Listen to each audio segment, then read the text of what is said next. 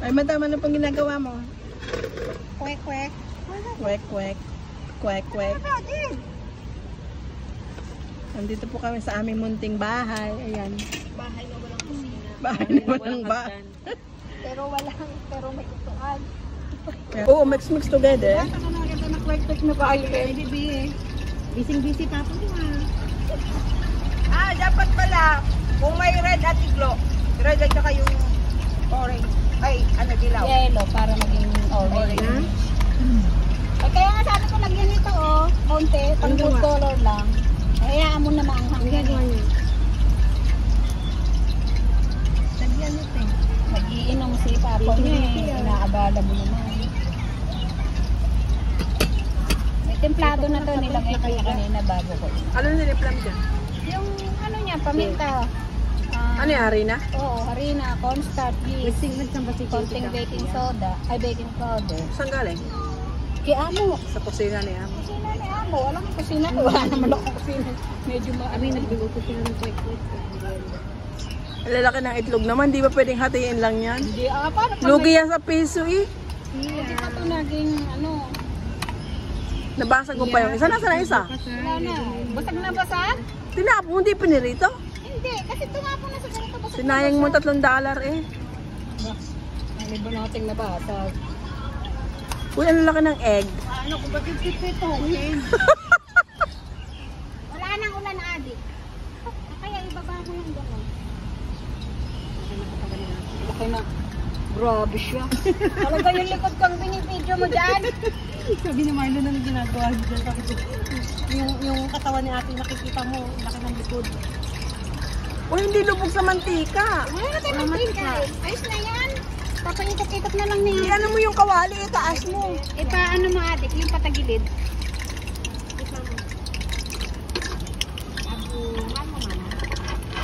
Ang mga tarong to.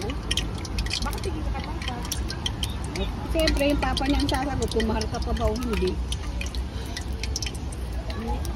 Bakit kay Julie ka bumabawi? Hindi niya ako naririnig. Kumapit na ang asukal. Tapos ko ganyan lang palang kwek-kwek, pero ito may kulay ng harina.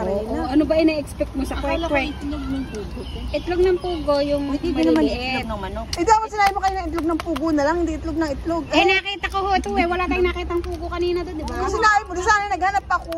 Itlog ng pugo, hindi Isa ito, yung taamo mo, maliit ang itlog nun, parang pugo.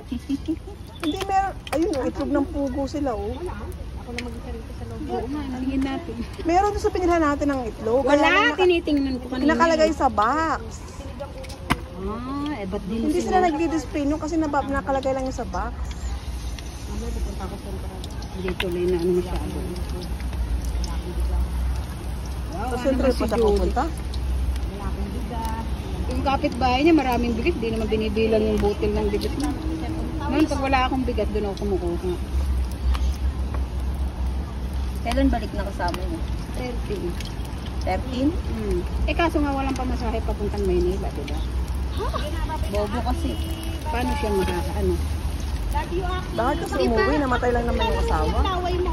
Hindi lang yun. Paano naman ito? Connecting flight na. Pinoconnecting ng flight ng amo niya. Pinansel. Pinakancel at ayaw daw maghintay ng 4 hours sa airport. Ang problema, ganun din, naghintay pa rin siya ng 4 Maya-maya, hours. wag mo sabay, hindi pa nga maano.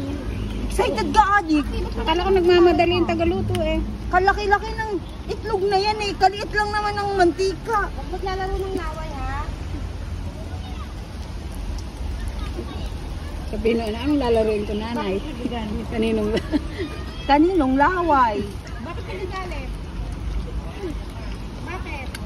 Aki, lagnatita yan, lagnatita. Nagbuhay na duhuli ah, kasi sabay tagaluto ah.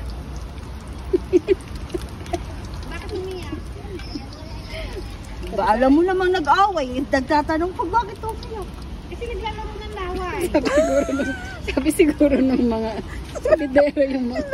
Siya nagtanong bakit, siya sinagot din niya. Oo, dahil Julie. Bakit umiyak? Sabi matata. Nag-away nga Julie. Natatawa kami sa Yung kwek-kwek kasi. Bakit umiyak? Kasi naglalaro ng laway. Sagot mo rin yung tanong mo eh. Lakas mo rin. Ewan ko sa'yo. Tinatawa na tuloy nila ako dito. Ang lakas mag-trim na. Kumain lang naman ng tuyo yan. Natuyo na ata yung utak. Mamaya mabalaglag yung itlog. Yung itlog mo, adik. Bitawan mo na yung kawali. Yan Yung mo na kawali, mga. hayaan mo na. Nalagaan naman na yan. Sana all pinapagawa. Anong handa? Hindi anong birthday ni Sia. Kasi diba? papadala siya ng pambahanda. Oh. Mali Huwag yan. ka kasi makialam. Bakit ba nakikialam ka? Ikaw nga nakikinig ka din sa usapan niya eh. Nakikinig ako pero hindi ako Sumasagot ka din eh. Anong isang birthday ni Tia? O yun, tama yun. Makialam nila. Nakain kayo sa Manang? Kasi na ba yung 3,000? Mapira si all. madam. Pwede sana may oro tayong makiano din ah. Sana all. Bigyan ko si Tia ng 3K pagkain. Wow. Sana all.